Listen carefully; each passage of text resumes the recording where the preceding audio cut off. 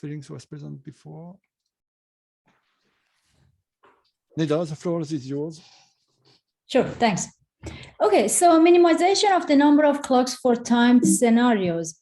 Let me see if I can move this. Okay, so first I present some motivation of the work with some background, and then I move to the new things that we have done recently.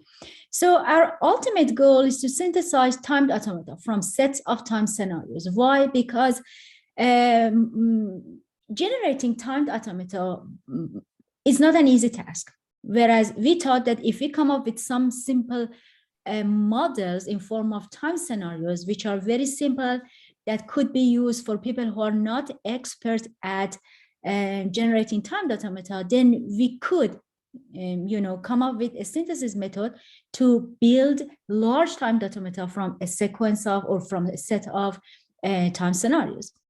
So we want those timed automata to also allow efficient verification. So in the previous talk, I briefly mentioned about the verification challenges that we are facing. In particular, the resources of timed automata play a very important role in whether we will be able to verify timed automata or not. And the resources of timed automata are mostly the number of clocks and the maximum constants with which clocks are compared. So our motivation was to synthesize timed automata that would be easy and efficient to verify later. So the goal was to minimize the number of clocks in the generated timed automata. So going back to time scenarios, we were interested in specifying the behaviors of real-time systems. And we wanted to specify all the allowed behaviors with a particular sequence of events so that all these behaviors would satisfy the same constraints. Means we wanted to come up with some simple formalism that would enable us to specify at a high level what are the timing requirements of all the behaviors that would be executed by the system. So time scenarios are a formal way of expressing such requirements. Here is an example. A scenario has two components. It is a sequence of events and a set of time constraints. So here I have a scenario whose events are A, B, C, F, and the time constraints are interpreted as follows. I want the time distance between the first event and the second event, which is A and B, to be at least 2 units of time. The time distance between event 1 and event whose index is 1, and event whose index is 2, which is B and C, to be at least 2, and the time distance between the first and last event to be at most 5. So this is how scenarios are formally defined. But for human consumption, we thought that some external representation would be more useful, which is shown at the bottom of this page. So you see that on event A, we are introducing a label L0. And later on event B, second event, when we say L0 greater than or equal to 2, the interpretation is that we want at least 2 units of time to elapse after A. So you see those time constraints that we had are equivalent, are essentially implemented using these labels. Okay, so now the semantics of a time scenario is the set of behaviors that are allowed by that scenario. For example, for this scenario, the semantics is all the timed words. Remember timed automata?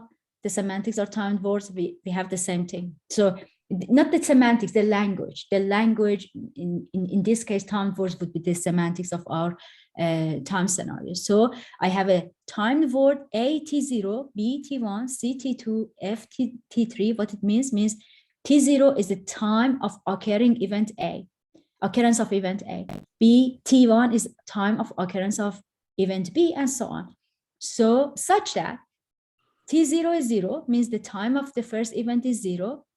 And I want time to progress, means T3 is greater than or equal to T2, and so on. And I want the time distance between T1 and T0 to be at least 2, and so on. Means all such time words that would satisfy these time constraints are going to be in the semantics of this scenario. So now we say a scenario is consistent if its semantics is not empty, otherwise it is inconsistent.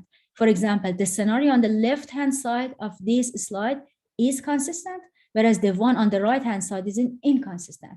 Why is it? Because we want the time difference between the second event and the first event to be at least 2, but then we want the time difference between the last event and the first event to be at most 2. It is impossible to satisfy both these constraints at the same time. That's why the second scenario is inconsistent. Then we define, we said a semantics of a scenario is essentially behaviors, and another word for a behavior is a timed word. Is all the timed words or all the behaviors that satisfy some timing constraints. We are going to define min ij and max ij. What is min ij? Min ij is the minimum time distance between event I and event j in all the allowed behaviors by that scenario. Max ij is defined similarly. If we do not have any upper bound on the time distance between 2 events, then max ij is going to be infinite. Obviously, ij is going to be by default 0. And it turns out that the relation between min ij and max ij for any 3 events ijk satisfy these 6 inequations that we have at the bottom of this page. When we were working on this research work for a few years now, we refer to this set of inequations as golden equation, because it just provided the basis for everything that we developed for time scenarios. So we came up with another representation for constraints of a time scenario, which is essentially a table, a triangular table, which is called distance table. For example, let us look at event B, second event of this scenario, with time constraint L0 less than or equal to 1. What this time constraint specifies is that we want the time distance between event A and event B to be at most 1. Event A has index 0, event B has index 1, and so on.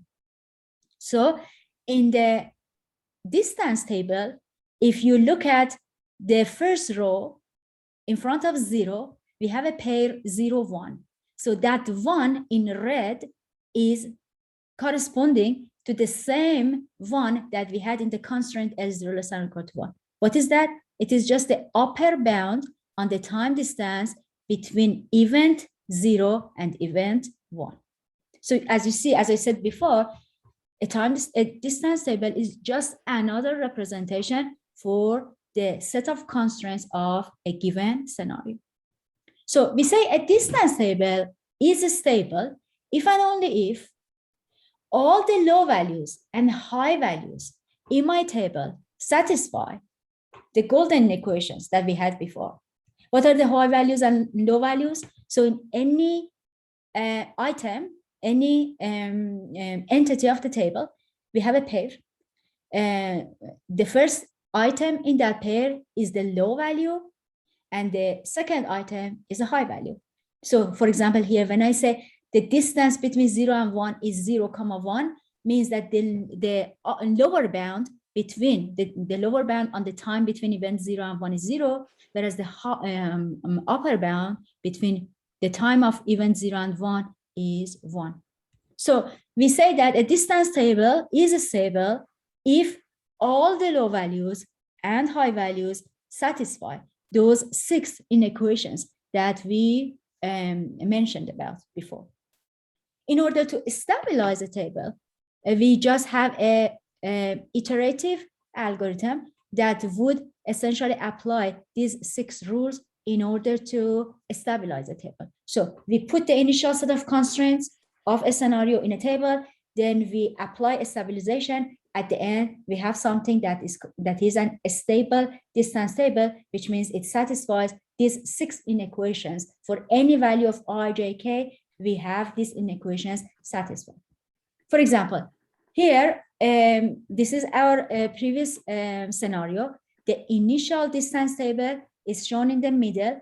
Observe that high H14, which is high 14, is not less than or equal, which means the upper bound between event 1 and 4 is not less than or equal the summation of the higher upper bound between event 1 and 3 and upper bound between event 3 and 4. You see that this one was, in this inequation, was part of this set of 6 inequations that we had. In particular, if you look at towards the end, to the right side of this equation, you will see that for any 3 events I, j, k, we want hij to be less than or equal hij plus hjk, right? Which intuitively means that if I have 3 events I, j, k, the upper bound between the first event and the third event should be smaller than or equal to upper bound between the first event and the second event plus upper bound between second and the third event. The rest of inequations can be interpreted similarly. So as I mentioned, we see that that last inequation is violated. In particular, between event 1, 3, and 4, it is not true that the upper bound between events 1 and 4 is less than or equal summation of upper bound between event 1 and 3 and event 1, 3, and 4. So in order to restore this inequality, we have to stabilize the table. Once we stabilize the table, we go from this distance table, initial distance table, to the distance table that is shown at the bottom of this page. These 2 distance tables are equivalent.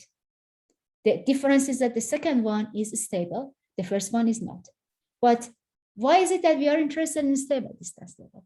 Because a stable distance table have some very interesting properties that would enable us to do various optimizations, among other things, to scenarios. So the stable distance table is unique for a given scenario.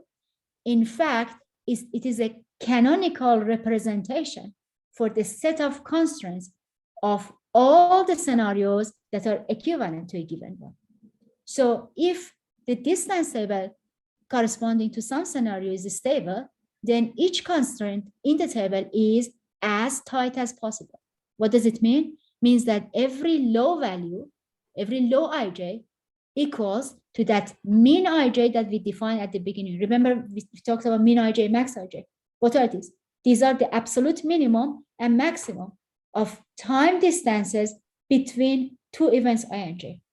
So when we say low ij equals mean ij, means that we have gotten the constraint as tight as possible. We could not make it tighter. So as a result of applying the rules of stabilization, the table includes all the constraints, not only the initial constraints, but also all the implied constraints, only tighter. So another consequence of a stable distance table is that we mentioned that a stable distance table essentially is a canonical representation for the class of all equivalent time scenarios. That means that if we have the stable distance tables of 2 scenarios identical, that means that the 2 scenarios are essentially equivalent. What does it mean to be equivalent? It means that they have the exact same semantics. What it means that the set of allowed behaviors of both scenarios are the same if they have identical distance, stable distance tables. The next thing that we talk about is the notion of direct support. So why is it that we want to talk about support? We want to know what are the constraints that are supported by other constraints, because the goal of our work is to be able to optimize scenarios.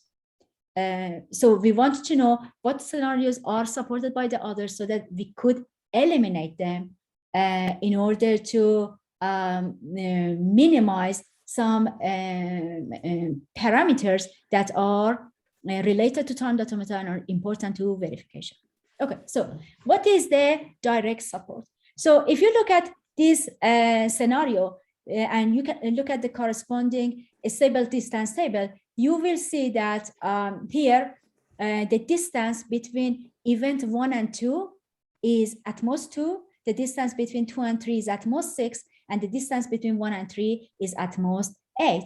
So essentially, every entry of the distance table corresponds to a constraint. So from these entries, we can infer that the time distance between, if we know the time distance between 1 and 2 is at most 2, and the distance between 2 and 3 is at most 6, then we can infer that the time distance between 1 and 3 is at most 8, which means tau 1, 3 less than or equal to 8 is supported by this pair of constraints, which means what? Means that as long as this pair of constraints are present, the third one, the one in red, can be removed without violating the semantics of scenarios.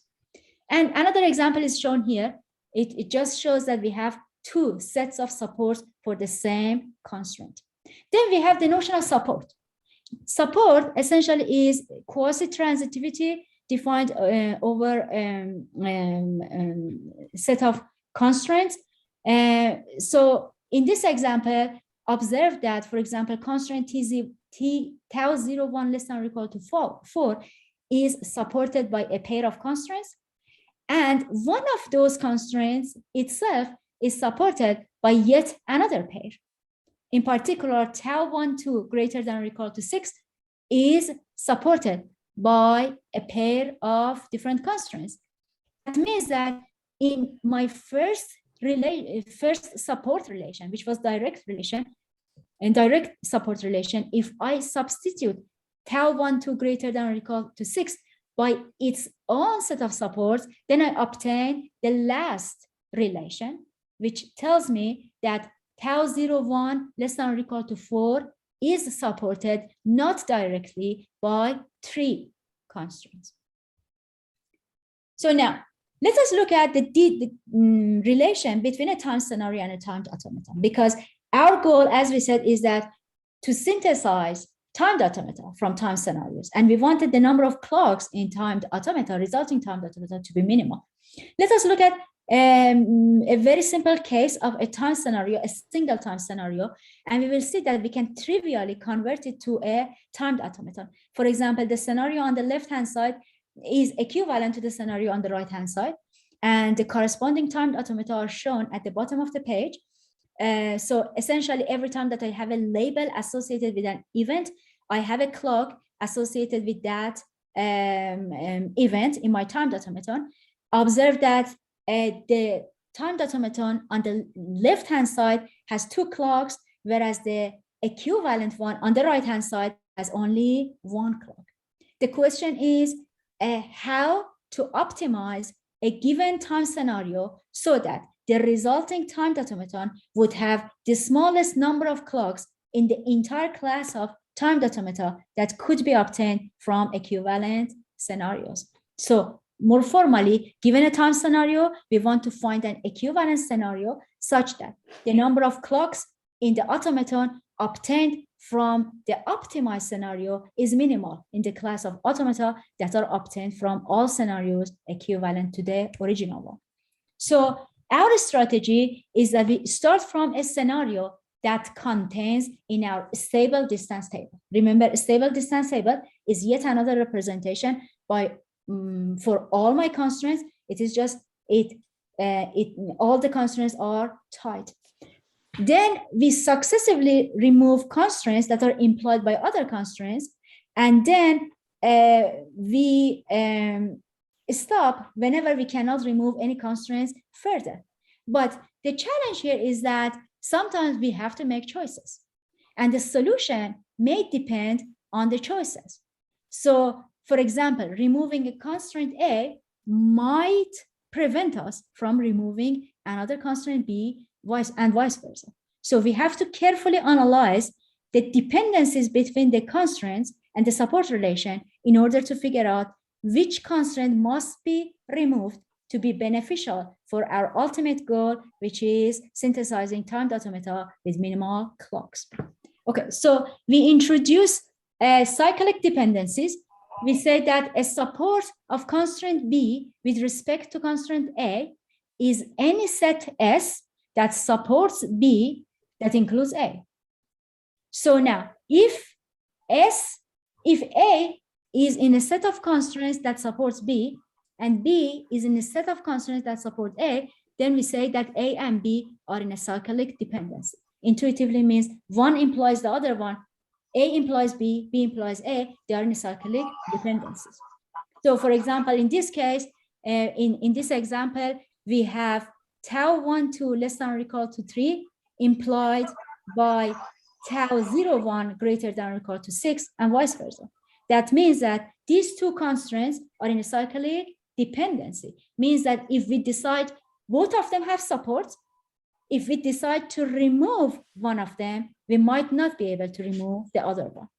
So we refer, from now on, we refer to the pair of constraints tau ij less than or equal to A and tau ij greater than or equal to A as equality constraints. Now, it turns out that if there is a cyclic dependency among the constraints in my stable distance table, then there must be at least one equality constraint in my stable distance table. That is, if there is no equality constraint in the distance table, then there is no cyclic dependency between the members of the constraints. So this means that in the absence of, the idea is that in the absence of, we prove in the paper that if we do not have any cyclic dependencies, then the imply notion that we defined in this slide, essentially dependency relation that we defined in this slide, becomes a strong partial order. This is very, very important result, because the consequences of establishing a partial order among the constraints in the stable distance table is some important consequences.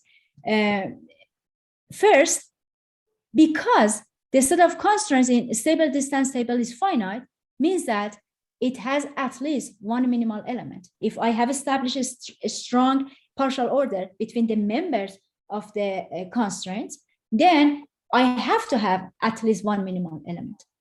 And any element that does not have any, and these minimal elements are those elements that do not have any support. Moreover, the set of such minimal elements is equivalent to the set of constraints that are represented by my stable distance table. And finally, this is the smallest set that is equivalent to my original set of constraints is represented by the table. Means that any scenario that is equivalent to my original scenario must include this minimal set. Once more, we establish a partial order among the constraints, and this partial order has to have a minimal set, and we claim and we prove that this minimal set is going to be equivalent to my initial set of constraints. So the consequence of this is that the timed automaton obtained from a scenario with just this minimal set of constraints has the smallest number of clocks in the class of all equivalent timed automata, which means if my stable distance table does not include cyclic dependencies, another consequence is that all its members that do not have support can be removed in any order. Order doesn't matter. So now, what we do is that, in general, a table can include equality constraints, which might give rise to cyclic dependencies. In that case, the dependency relation that we have established is not a partially ordered set, which means then we could have two constraints A and B that depend on each other. As a result, we could have more than one minimal set of constraints that could be that are equivalent to my given initial set of constraints. So in order to resolve this situation, because we are interested in the minimal set, one unique minimal set, we introduce a set of rules that would make the choice for removing between two constraints that are in a cyclic dependency deterministic. So I have A and B that depend on each other, and we come up with a set of rules that carefully examine the various situations and decide in every situation which one of the constraints, A or B, must be removed in order to be beneficial for our final goal, which is the corresponding timed automata would have the smallest possible number of clocks. So in the paper, we have presented several observations. Each of them studies various situations that could arise when removing cyclic dependencies. These choices are performed carefully so that it would result in a set of constraints that would require the smallest number of clocks in the class of all timed automata that are obtained from scenarios that are equivalent to the given one. So our optimization process includes two phases. In the first phase, the algorithm resolves cyclic dependencies. As I said, we have a set of observations that formally define each situation that could arise that give rise to a cyclic dependency, and essentially tells us which one of the constraints that are in the cyclic dependencies must be removed. After in the first phase, we remove all the cyclic dependencies. Now we have restored the partial order among the constraints. Now we can go and remove every constraint that has a support in any order, because order wouldn't matter. So as an example here, we have a initial time scenario with its table, and observe that there is a cyclic dependency between A and B, and also between C and D. In the first phase of our algorithm decides that it is beneficial to remove B rather than A, and it is beneficial to remove D rather than C. After these two cyclic dependencies are resolved, then the rest of constraints that have supports are going to be eliminated, and the scenario at the bottom of this page shows the resulting scenario that is equivalent to the given one. So the first one would require the automaton corresponding to the initial scenario would require 2 clocks, whereas the resulting automaton requires only 1 clock. So to conclude, we gave a general algorithm that can reliably optimize scenarios according to essentially according to different strategies. The strategy that we considered in this paper was minimizing the number of clocks in the corresponding timed automata. So I should mention that this is our third paper in time scenarios, and we finally nailed it down. And in the previous papers, we proposed algorithms for decreasing the number of clocks and decreasing the maximum constants, but we never achieved strict minimality. And in this paper, we were finally able to achieve strict minimality in the class of timed automata equivalent to timed scenarios. Thank you. Thank you, Neda. I have a nice question following your tutorial and your presentation. In your model, the delays time is only represented as literal integer literal values. What about taking into account values coming from being the solution of an equation, for example? For example, the time you have a move. Yeah, I have trains behind me, so I always have this kind of problem in mind. If in your system the value, the timing is not a fixed value, but is a solution, the time required to stop the train when you are going at this speed with some braking capability and the slope, or the time is integer. So in regulations, we have timings that are defined, but you are controlling a system where you have cyber physical systems. Okay. So first of all, let me clarify. We are not specifying the exact times. We are specifying actually the time constraints of the all the behaviors that are allowed. Means that we are essentially allowing infinite number of behaviors, not unique times. So every the semantics of a scenario is infinite number of behaviors as long as the times of those behaviors satisfy the set of constraints. So we are not specific, we are not giving a concrete times. Okay. Our model allows infinite number of behaviors that would have any possibilities for times as long as time constraints are satisfied. Now, going back to cyber physical systems, in cyber physical systems, we have not only time, but also some other continuous quantities rather than time, like temperature or distance or velocity and so on. So in our time scenarios, we are not able to model other continuous quantities. Means that our model is not suitable for specifying hybrid systems. One possible future direction of research would be extend this model so that other continuous quantities could be also presented. But we have not explored that path yet. May I add a word? This is Feliks, the co-author. So I think that the point that you were making was that we limit ourselves to integral quantities, and that is not true. We can allow any rational numbers. It's just that we stick to integrals in order to make the examples easier to follow, essentially. So that is not a limitation that we have. And the fact that we do rational numbers and not irrational numbers is baked into the very notion of timed automata. They do the same way there also. Okay. Sergio, yeah. Yes, I have a question. That's very interesting work, Neda. I was wondering if you did some experiments to see how much can you reduce the number of clocks? I mean, if you've done some experiments, say we'd be able to reduce it by 10%, 20% or something, that would be an interesting number, given that you said that, you know, the region graph is exponential in the number of clocks. So that would be an important number to have an idea of. Have you had an opportunity to, you know, try some examples and see how well it does?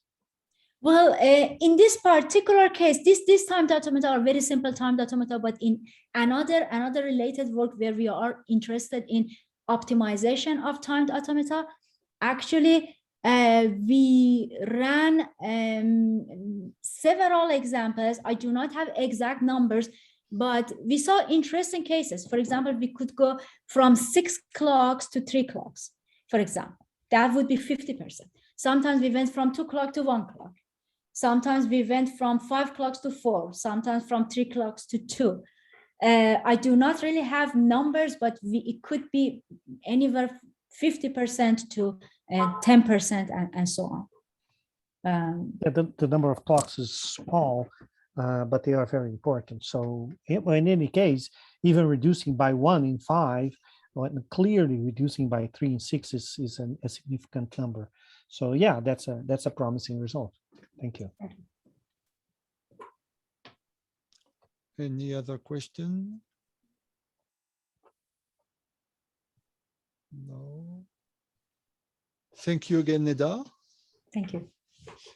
And so we move to the second talk, temporal reasoning through automatic translation of tock-CSP into time automata. I think it's Jeremy. Where is Jeremy? Abdulrazaq, I think I'm sorry. going to be presenting on Okay. behalf of Jeremy. Yeah, thank you very much. So can you share your screen? Yeah, I'm trying to share the screen, but it seems like disabled. Just 1 minute. Yeah. Okay. We're setting up. Oh, that would be good.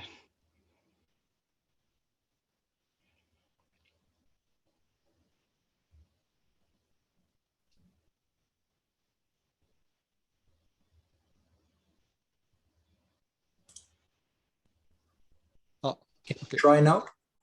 Yeah, it's coming now. Thank you.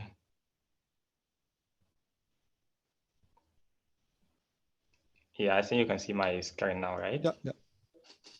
Good. So the floor is yours. Go ahead. Pardon? The floor is yours. Okay, thank you very much. My name is Abdulrazaq Abba. I'm here to present our paper for the temporal reasoning through automatic translation of tock-CSP into time automata. The outline of the paper, we start with a brief introduction about the work, and then we go through its background about what bring about development of this work. And then we discuss the translation technique that we develop in this work. And then we'll go ahead to discuss the evaluation approach we consider in evaluating the work. And then we'll discuss finally the future work that open up a lot of direction for expanding this work in various interesting ways. So the main work that we did in this is developing a translation tool that will help us translate tock-CSP into a network of time automata. So there's already existing model for tock-CSP that is normally used to model discrete time model, but in textual format. So in this work, we contribute another alternative way that can help us translate this textual model into a graphical time automata that can be verified with UFA. So the main contribution of this work is developing the engine that can perform this work, which will retain the formal structure of the tock-CSP and its semantics. This will help us to facilitate using UFA and all the resources that it is provided for verifying temporal specification. So we can take their advantages in verifying tock-CSP models.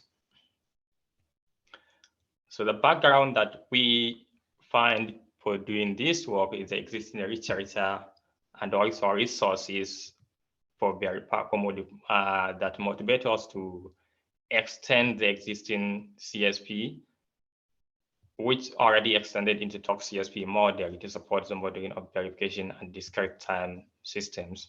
So there already exists CSP in textual model, and this has been extended to provide additional constructs for verifying temporal specification, but in discrete models. And there are already existing work that provide different resources for modeling and verifying different time systems using either refinement or temporal logic.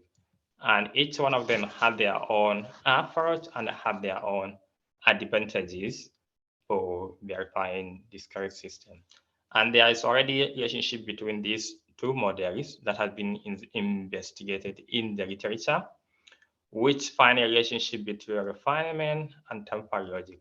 However, we find already the results show that the expressive power of temporal logic is far, far ahead of the refinement approach, which means that there are many various specifications that we can easily express them with temporal logic, but at times it will be very difficult to express them with a refinement approach because there is no easy way of doing that.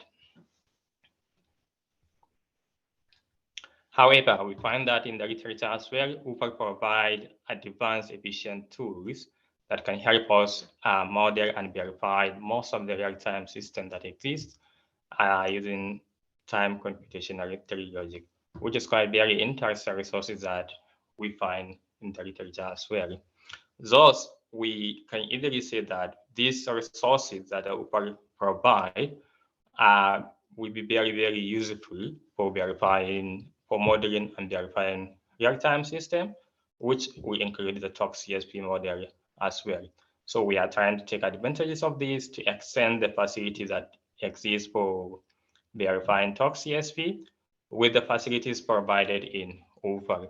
As you can see, UFA provides very, very nice structure that you can easily model a system in a graphical way that is very, very easy to understand using clocks, different states, and also different constructs that we can use to express different specifications that we want for a particular system. However, the question that emerged from our exploratory work is how to improve these formal techniques of tock-CSP to verify temporal specification, but in a way that is compatible with the existing resources, because tock-CSP already, most of the resources of existing CSP can be used, most of them are applicable to tock-CSP as well. So we want to find a way that we want to maintain these resources in addition to the resources of UFAR. Thus, we complement the existing approach of the refinement in using temporal logic to express temporal specification, but we don't want to lose the semantic of tock-CSP. So we want to maintain that to be able to use the already existing tools and the resources that has been developed for tock-CSP. So after investigating suitable ways that can help us verify tock-CSP, we develop a translation technique that will translate tock-CSP models into UFAR models that will enable us to facilitate using UFAR in verifying temporal specification. After developing the translation technique, we also automate the process so that it is easy for people to use as a tool rather than as an algorithm or just strategy or instructions. So with the provision of tool, it will be easy for people to just use the tool to translate the tock-CSP into time automata and verify all the requirement that they want to verify. And we evaluate the translation technique using trace semantics to help us understand whether the translation is correct or not. That is by comparing the traces of the tock-CSP and the traces of the translated time automata to check if they match or not. And also because the verification evaluation with the trace semantics is limited, because most of the traces that we can generate are finite. So we illustrate a plan for using mathematical proof that will help us to provide additional justification for the correctness of the translation tool, which can be extended to cover infinite traces as well. And also to provide better justification for the work beyond just experimental approach that we consider in this work. So the way we develop the translation technique is we base our work on the existing variant of tock-CSP, because already the existing tock-CSP that we find in the literature have BNF. So we take that BNF and we use it to select the construct that we want to use, that we think that can provide us a good scope for doing this work. So we select them the fundamental construct of tock-CSP to be the starting point for this work. And after experimental work with these constructs that we select, we come up with a list of translation rules using examples that help us to illustrate how this construct can be translated, each one of them, into corresponding time automata that can be networked together to provide the behavior of the translated tock-CSP that we translate using the tool. So any given tock-CSP that specification, we can translate it into the corresponding tock-CSP using an independent translation rules. But at the end of the day, the output will be a network of time automata rather than independent time automata, but they are connected together to capture the behavior of the input tock-CSP. This provides a good basis for reasoning about the tock-CSP models using both FDR and UFAR. So if we can translate the tock-CSP, which can be verified with FDR and also can be verified with UFAR, it will be easy to reason about their behavior using both of these tools, FDR and UFAR. Not only that, we can provide basis for reasoning, but also this work helps us to provide additional insight into the complex relationship between the two models, which is the tock-CSP and the time automata, which can be generalized into a refinement model and also the temporal logic model as well. So the tool, the structure of the tool is with the evaluation tool. After developing the translation technique, we developed another evaluation tool that can help us to evaluate the translation technique. So the translation system that we developed is in this component for the evaluation tool.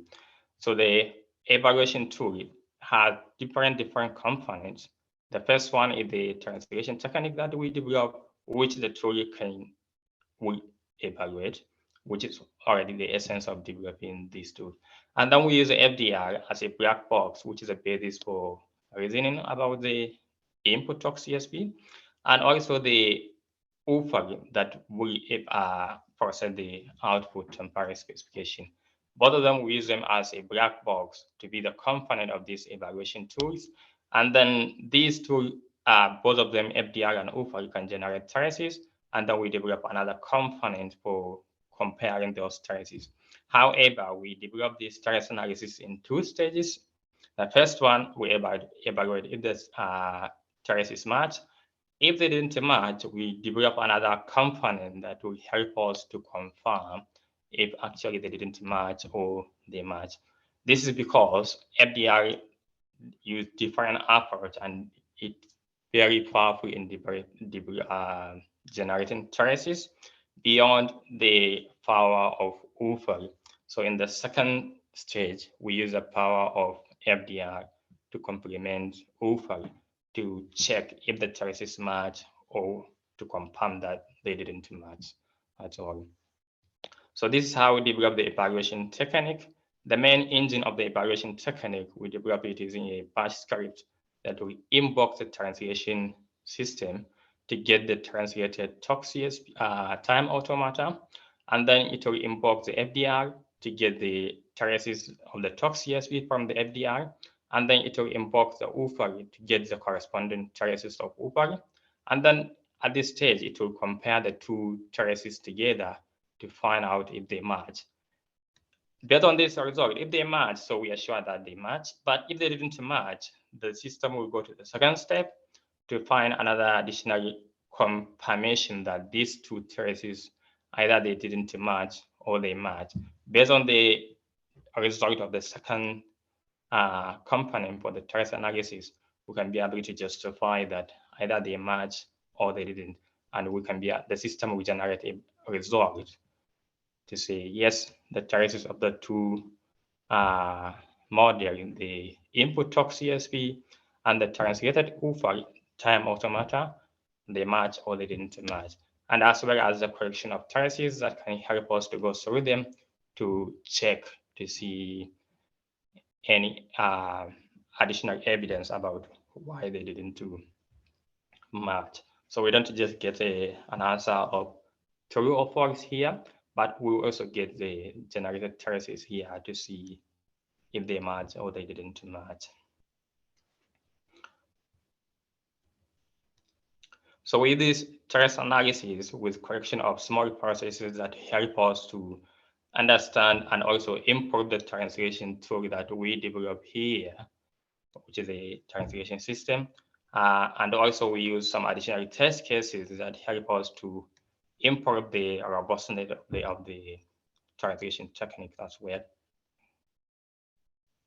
These motivate us to compare the reasoning power and performance of both FDR and UFA, and we find out some very interesting results. If we can see at the beginning here, the red ones are the result, the performance of UFA, and the blue one are the performance of FDR. We can see that at the beginning, using the smaller processes, UFA perform much better compared to FDR that take this amount of time. However, as we go, the size of these processes increase at this, you can see that the UFA is getting higher, but FDR is still stable, which means that if we extend this comparison, there will be a time either the UFA will be stable or FDR will become better. So this motivates us to find some bigger processes that can help us to check these two, to compare the performance of these two tools. However, we find out that with the bigger processes, FDR perform better. But the only question is at which point FDR overtake UFAR. That is another thing that we put it as part of the feature work that we would like to find out in the future.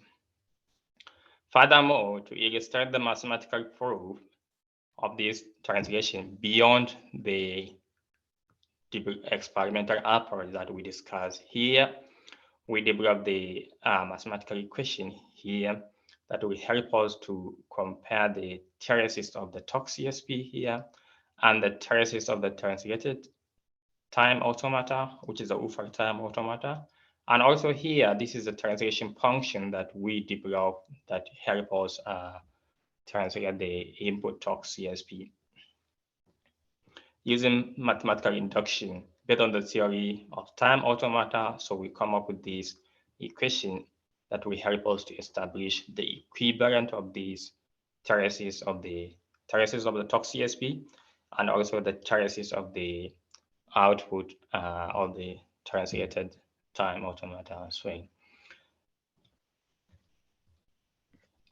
However, this work, although we stop at this contribution, the scope of this work stop at this developing this mathematical proof, but there are a lot of other directions that this work opens up for further investigation about the relationship between the temporal specification and their refinement.